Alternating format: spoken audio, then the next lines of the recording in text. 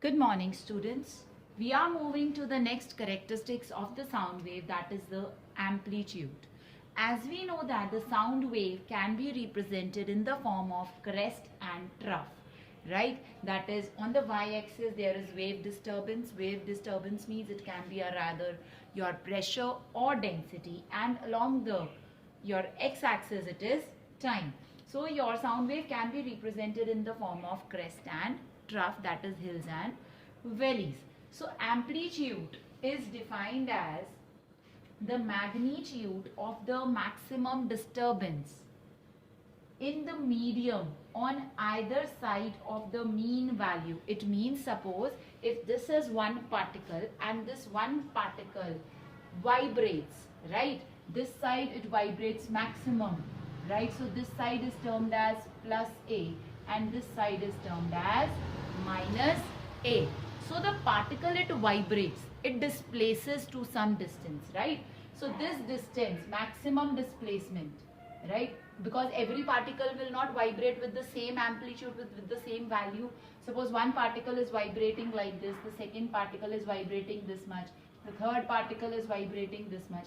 But maximum vibration is by the first particle only, and that maximum vibration is plus A on the right hand side and minus A on the left hand side. And this maximum vibration or maximum displacement from the mean position is known as amplitude.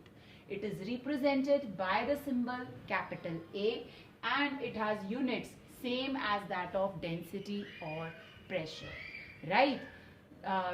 So moving on to your amplitude. Amplitude is represented along the y-axis, that is the maximum height of the crest, or the minimum, that is the minimum height of the trough, right? So this is your plus A and this is your minus A, right? Now moving on to your loudness. Now what is loudness? Now suppose an object is having more amplitude. For example, I hit a table with my hand, it will produce some sound. I again hit the table with a hammer, right? In the second case, the sound produced will be more. It means when I am hitting the table with my hand, the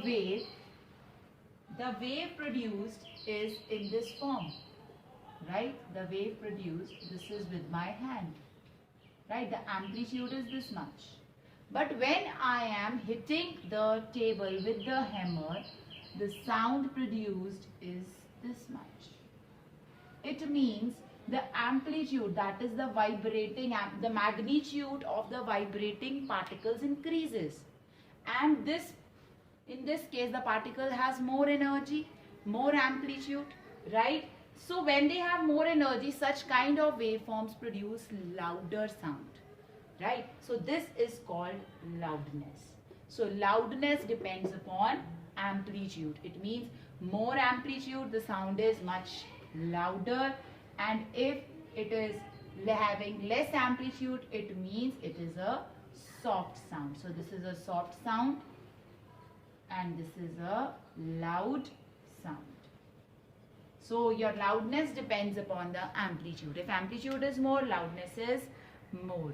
So your loudness has the units known as decibels. It is represented by small d and capital B. Moving on to your next, that is pitch. The next characteristic of sound wave is pitch. You have done all these characteristics in class 8th also. If you want to study this from your book, you can pick up your class 8th book and you can read the characteristics from that. So moving on to your next characteristic, that is your pitch.